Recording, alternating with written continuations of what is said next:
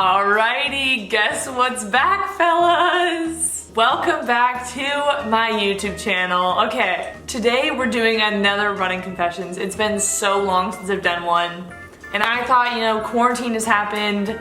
I feel like things have just been kind of crazy, and we've had to go through lengths to get our runs in, to get our workouts in. So I thought, why not share our confessions with the world anonymously? If you're watching this video, you may have already seen the first two that I did a couple months back, but I did two other ones, so go watch those. I'll link them in the description down below because those are really, really funny. And for this one, I urged you guys to limit the poop stories. Within 5 minutes, half of the ones I got on my Instagram were poop related. So I asked you guys to DM me your craziest running confessions that you had, preferably during this quarantine, but I got a very wide variety, so they'll be listed on the screen right here. We're starting off with a bang. This summer I ran with 2 stress fractures, one in each foot, and I didn't tell my coach, but they are healed now. Don't do that. Don't do that. You're only hurting yourself. Running confession. I was turning a corner and slipped on some wet grass and turned the sidewalk into my own personal slip and slide in front of many people. Skid across the sidewalk face down for a hot sec and popped right back up like everything was fine. Spoiler, it was not fine. Took a huge chunk of skin off my knee and was bleeding like nobody's business. Still pretended everything was fine and ran 4 miles back to my car covered in my own blood with everyone staring at me. Turns out I actually really messed up my knee and couldn't walk for 5 days after this. I would say very relatable. I did the same thing once. 2017, was actually vlogging that day. Completely boofed it on this trail. My knee was gushing blood, it broke my camera, and then couldn't run for like a week because my knee was so bruised.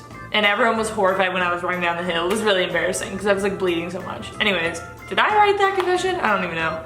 I was running on a busy street in my hometown and then stopped at a traffic light, and all of a sudden it hit me and I shizzed myself in white running shorts. Then I sat on a bench that was luckily just a couple feet away panicking.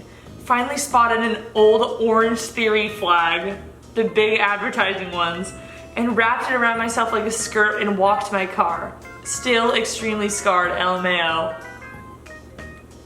Stop! Creative. Okay, so I don't know how good this is, but when I was in grade 9, my whole XC team was at an invitational. So this is one of my very first XC meets in high school. And at the end of the day, I had to pee. So I went to the bathroom, and when I got back, everyone was gone. And I mean everyone. The tent was gone, there was no one on my team left. I called one of my friends. Mind you, I only had one girl's contact on the team. And they had left on the bus. We were 2 hours away from home. So they turned the bus around and the coach came to get me, and when I got on the bus, everyone cheered and clapped. I was so mortified, but it's a memorable story. Oh, that makes me so sad. That's like my worst nightmare, is getting left somewhere, especially 2 hours away. And oh my gosh, like freshman year, that would be traumatizing. I carried a speaker with me for 10 miles to play WAP on repeat on my long run with my team. Oh my gosh, that is a bold move, especially if you're in public. I would be embarrassed.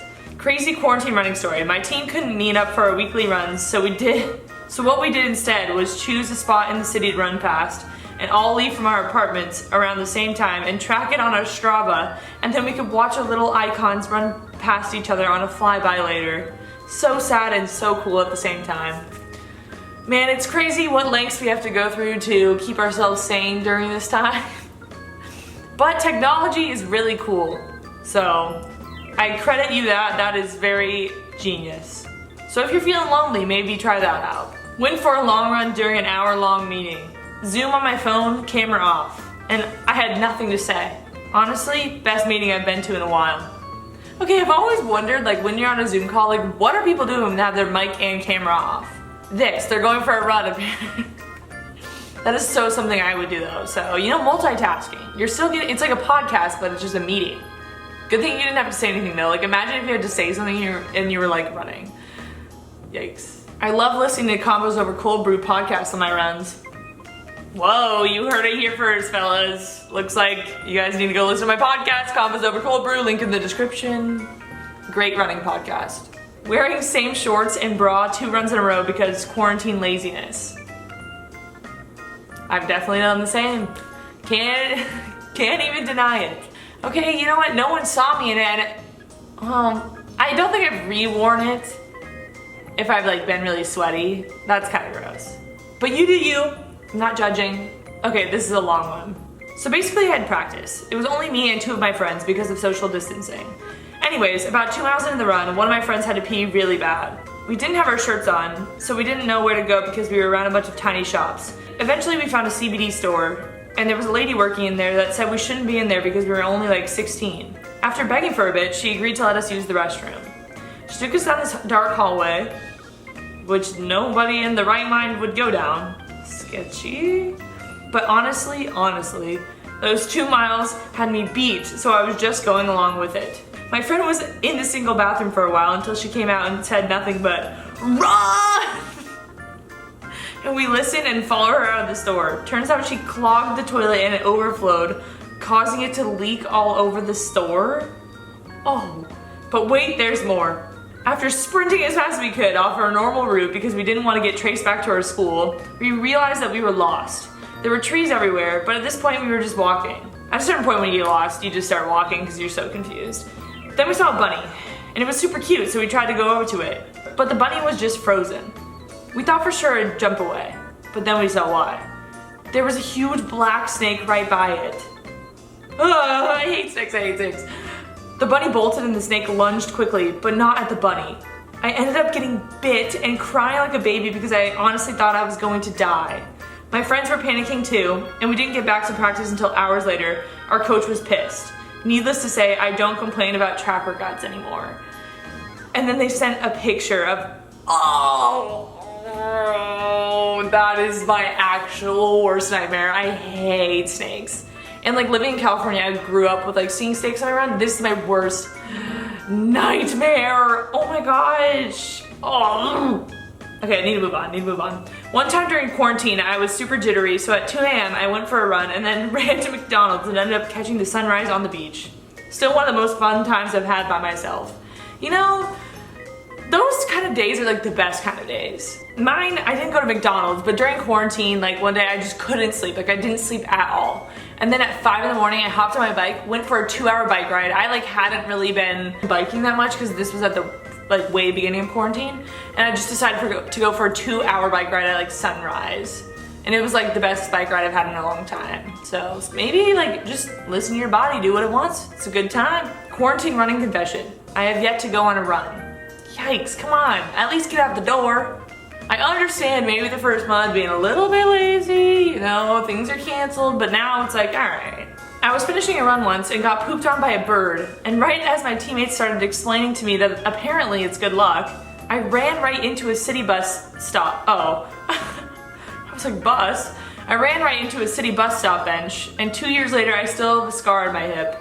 Moral of the story, birds are evil. Okay, I have gotten shat on by birds so many times, and where is the luck?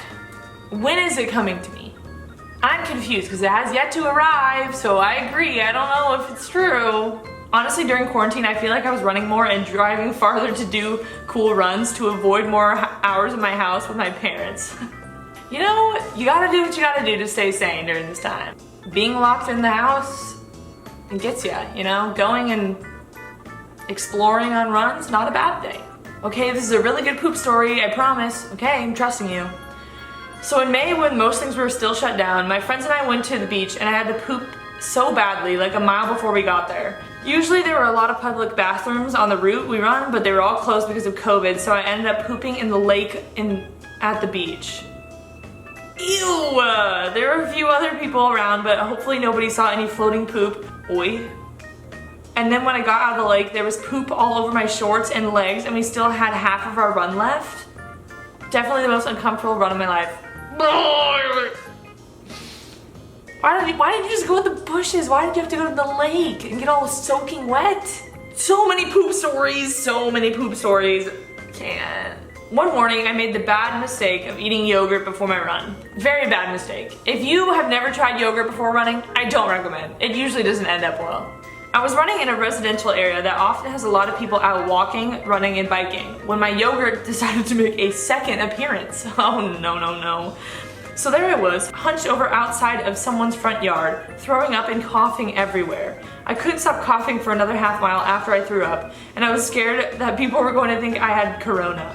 Don't worry, I was well more than 6 feet away from people, so I wasn't spreading any of my germs. Let's just say I have never had yogurt before a run since then. Ew, oh my gosh, I've never thrown up for running, and I really hope I don't, because I'm traumatized. Like, I do not like throw up. Like, I don't like seeing people throw up. I mean, who does? But like, I hate it. I barely ran all summer thinking the season would be canceled because of COVID, but now we have a race this weekend, and I'm planning a funeral for my PRs. Yikes! This is why you guys have to run, because you don't know when we're gonna start back up again. Just try your best, I guess.